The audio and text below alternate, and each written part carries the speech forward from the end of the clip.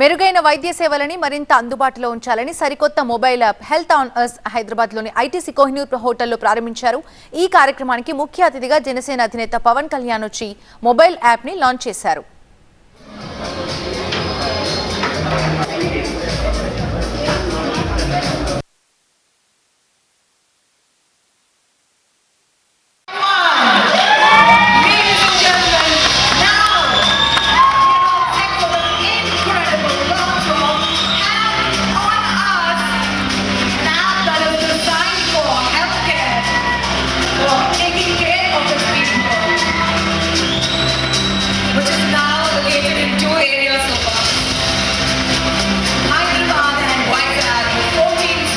కనిపించని ఫిజియోథెరపిస్ట్ కానీ nursing Medicare experts అందరూ కూడా మీరు యాప్కి నిజమైన ఈ విలువ కట్టినవాళ్ళు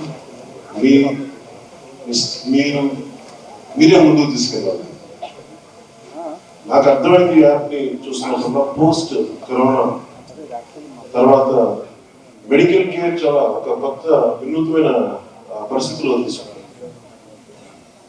మెడికల్ కేర్ అట్ హోమ్, వైద్య సదుపాయాలు ఇంటి దగ్గరికి తీసుకొచ్చే పరిస్థితి ఈ కరోనా పాండమిక్ కల్పించింది.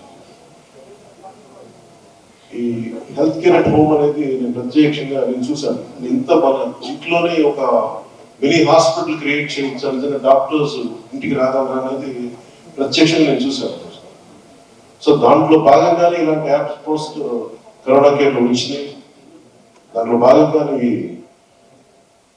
పర్టికులర్ హెల్త్ ఆనర్స్ ఈ మెడికల్ యాప్ అద్భుతమైన విజయం సాధించాలి. ఒకసారి ఈ మెడికల్ కాలేజెస్ వస్తున్న ఇంత పాపులేషన్ పెరిగిపోతా ఉంది.